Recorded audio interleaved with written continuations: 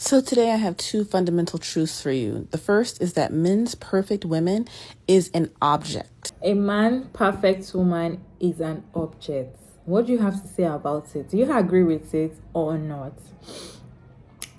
This creator posted on her page on TikTok explaining why she said a man's perfect woman is an object. Me and you can actually testify the way men treat women nowadays. Most of them treat women as objects, as slave, as maids, and all of that. You can say this statement is true, but I want to play this video for you all to watch to the end, then I'll come back and talk about it. So today I have two fundamental truths for you. The first is that men's perfect women is an object. And the second is that you can always tell time in capitalism by the kind of content that's being produced. So in the past decade, we've had movies like Her or Lars and the Real Girl that glorify men's, connections with these objects. And the thing about these, supposed great love relationships are they are supposed to be encapsulating what's missing for men in modern relationships. Yeah, what was missing, why these relationships are so idealized is that they're all about the men. This real doll, Bianca, or this computer programming system, this AI system, Samantha, and Her don't have needs of their own. They are completely focused around men. And that is what the men in these situations desire.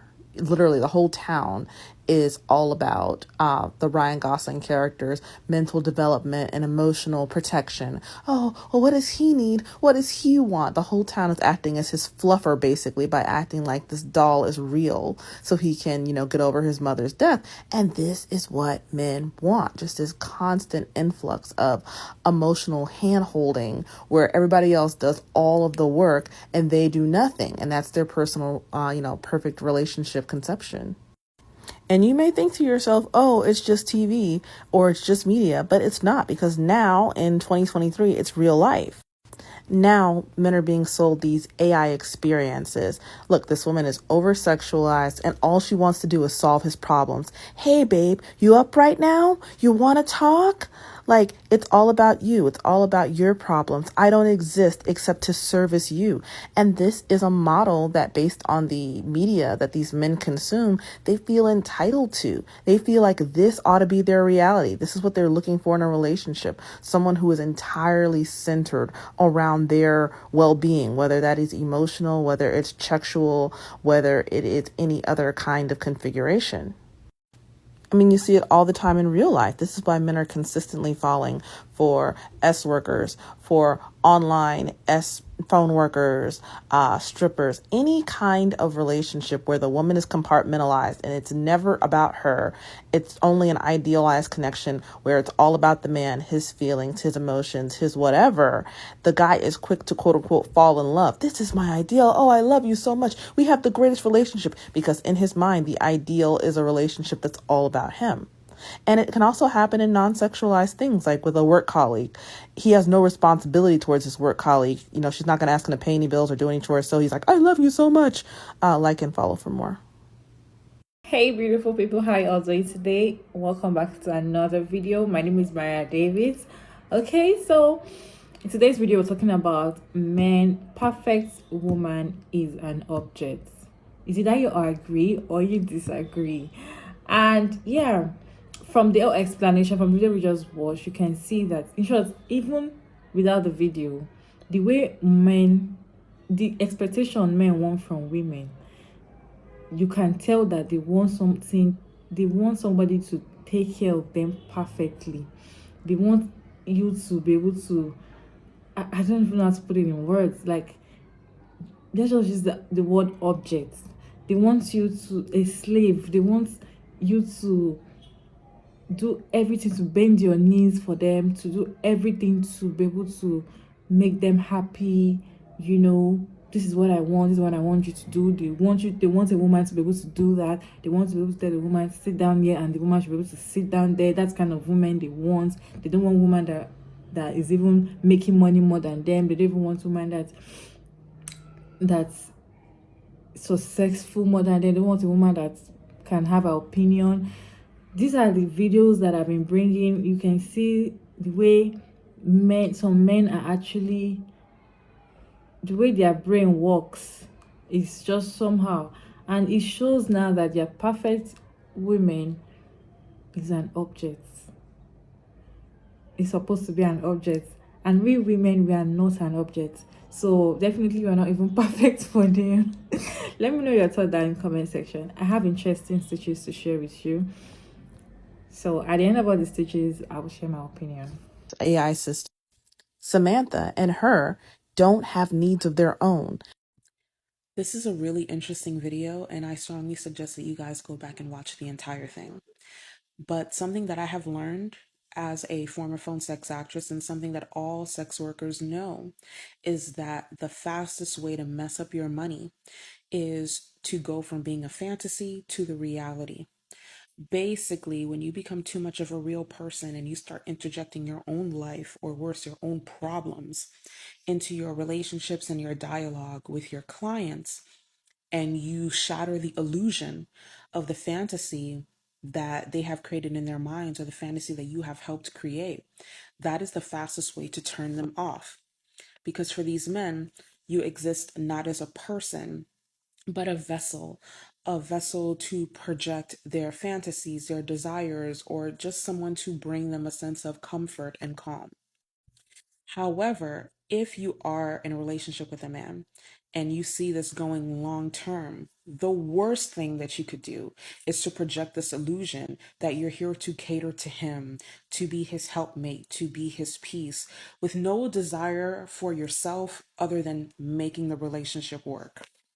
First off, that type of mindset is in no way, shape, or form sustainable. A relationship is two people. Therefore, both parties' needs, wants, and desires need to be taken into consideration. The worst representatives for the institution of marriage, of cohabitation, of co-parenting, etc., are the women who come on social media complaining that although they have a quote-unquote great guy, he doesn't care that they're overworked. He doesn't care that they're stressed. He doesn't listen to their problems. They have to take on all of the domestic labor and the mental and emotional labor for him and the entire family, while having no time for themselves. They even go so far as to remind these men of their own mother's birthdays, their own parents' anniversaries, and buy presents for them. If you are in the early stages of a relationship, or you're dealing with someone who's a prospective partner, the best thing that you could do for yourself in the early days is to put aside this idea of how can I make this work, and ask yourself, will this work? And one of the early determinants of that is to speak with this man about your problems. And if he doesn't want to take an active role in both listening and trying to come up with a solution for those problems, that man doesn't care about you, even if he does go on to live with you, procreate with you, marry you, etc. Vasopressin is the male love hormone. A man isn't truly in love with you unless he is emotionally involved in your emotional and physical well-being. I say all this to say, don't be his rest, be his stress. Don't be his peace, be his panic. Men's perfect women is an object. OMG, you don't even know how right you are. But let me add a film that's indicative of a point that I want to add to this video. And that is, who was it? Oscar Wilde said it. There are two great tragedies in life. One is not getting what you want. The other is getting it. And it is my belief that a significant portion of men, not all, probably not even half, but a significant enough portion of men do not know what they want. And when they are given what they want, they still don't like it. Case in point, the film Ruby Sparks, starring Paul Dano. It's a 2010s, hipster rom-com kind of thing. He's playing this author. He's just written one book that's received quite well. He's starting work on the second book. He starts typing about a character named Ruby. He goes to bed and, because it's a hipster film and it's so adorable and everything else, it's a typewriter because, of course, it's a typewriter. He goes to bed, wakes up. Who's in the kitchen? It's Ruby, the woman he wrote. She's manifested in real life as his girlfriend. And Ruby's great. Everybody that meets Ruby loves Ruby. She's delightful, she's adorable, she knows just what to say, has a way with people, she's very gregarious and outgoing and lovely. Everybody loves her. The problem is that the longer she's around, the more deeply she starts to manifest, meaning she becomes more and more real, meaning she starts manifesting wants and desires and needs independently of Paul Dano's character, the author, her maker. And he is so threatened by the fact that she wants to have friends outside of his group, that she wants to get a different job, that she wants to travel and go places and all the rest of it, that he now rewrites her, goes back to the magic typewriter that wrote Ruby, and now rewrites her to be more dependent on him. It's like she's drowning when he's not there. But the problem is, he now hates that because she's so clingy and so pathetic when he's not around, and so attached to him that she can't function when he's not around, and he hates that too. So he tries to undo that initial rewrite and make her go back to how she is, but that still doesn't work. So yeah, I say all of that to say that even when given the quote unquote ideal woman that they've been telling you they want, I think a lot of men, a significant enough portion of men, would still find their ideal woman problematic to try and deal with or get on with or live with or have a relationship with. Food for thought. Women is an object. And So if you date film nerds, I have a hack here. Aside from just checking that they can tolerate you having a different opinion than theirs, and that will happen naturally, you'll work out whether or not they can tolerate you having a different opinion. You can also bring up films that are ordinarily dunked on, like Captain Marvel, or just Brie Larson generally, and see what the reaction is, and just keep an eye. They'll be sneaky about it. If they don't like her, they'll be sneaky, but you keep an eye out. But just ask them who their favorite action hero is. They're a film nerd. They love talking. They will give you multiple options. Now, the very obvious response is if they're all men, that's a problem. Sure. But there are incorrect female answers too. And you'll know this instinctively. I will not give the answers to the test so that the boys don't cheat. Don't put the answers in the comments or the boys will cheat. There are good female answers, bad female answers, good and bad male answers. You know what they are. You're a film nerd too, I would hope. That's how you work out if they think women are objects or not. in the past decade, we've had... This reminds me of the episode of the Twilight Zone called A World of His Own. We have Gregory, who's a playwright, and this is his wife, Victoria. And he's so tired of his domineering wife that he creates Mary. He has the ability to talk into a dictaphone, this one, and he'll basically create whatever he wants. So he creates Mary, who is his perfect match. He doesn't like that she's headstrong, she's independent, she says whatever she wants. She even tricks him into telling her that he is seeing somebody else after he tells her that he's not. But she sees him with her before. He even talks about Lilith and Adam, how Adam had a first wife called Lilith, who was all his equal. And he went to God and told God, hey, I want a new wife because this woman is not for me. If y'all know about the story of Lilith is created the same way that Adam is. Not from his rib, but from mud like he is. And he gets her thrown out, and God creates Eve, who's subservient and who's not his equal. Her independence and her power is a threat to his masculinity. So he creates a new wife. She's subservient. She's a Stepford wife. She's everything. She's everything that he wants right now. She's the opposite of Victoria. She even calls him master, which he loves. And one day he's had it. He tells her, I created you. I can get rid of you. She sneers at him. She doesn't believe him. And then he talks into the dictaphone, and she's trying to leave, but he creates an elephant to block her way from leaving the house. And she's scared. Where is that coming from? And he loves that she's in fear, and that she's at his mercy. She talks into the dictaphone, and he tells it she's gone, basically to make her go away. And at first she doesn't believe him, but she feels a pain in her stomach and she gets sick, and then poof, she's gone. And then the audience realizes that she was someone that he had created from the dictaphone, just like Mary, but she's grown to independent, and he wants a new wife, so he gets this. Someone who, I don't know if they're the same age, but someone who's a bit younger. Victoria can only survive at the mercy of Gregory. Until she stopped pleasing him, he wanted to get rid of her. She stopped being important. And so he went out and got Mary, who pleases him. So she stays for now, because we all know he's gonna get tired of her too. And notice how men right now, the blue pill, red pill, I don't know what the hell they call themselves, are talking about women like her, women who are subservient, women who will call them master, women like this. And it's a message: if you become Victoria, they'll replace you with a Mary, even if he was the one to create both of them.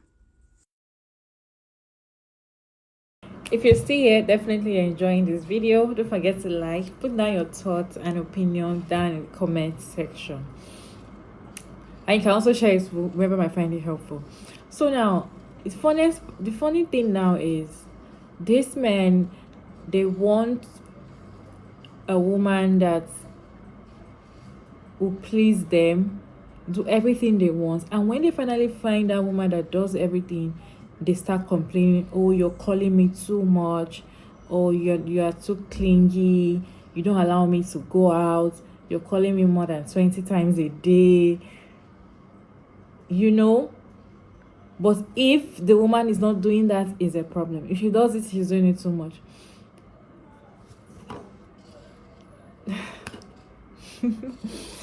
Really? This is just like she said, absolutely truth. They're perfect women is definitely an object, and I totally agree with it. With the kind of videos that I've been seeing of recent, with the kind of things some of these men have been saying with their mouths and posting it on the internet, I can say yes for sure. They're supposed to have like an object as their perfect woman.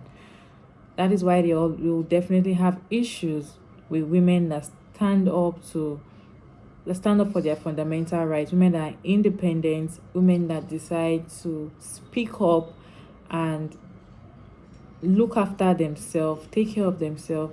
They will always have problem with those women. They will always have problem with them, because that is not their kind of women. Anyways, let me know your thoughts about this video down in the comment section, and thank you all so much for sticking around to this point. And don't forget to like and share and subscribe and all of that good stuff. And of course, I'll see you all in my next one. Bye.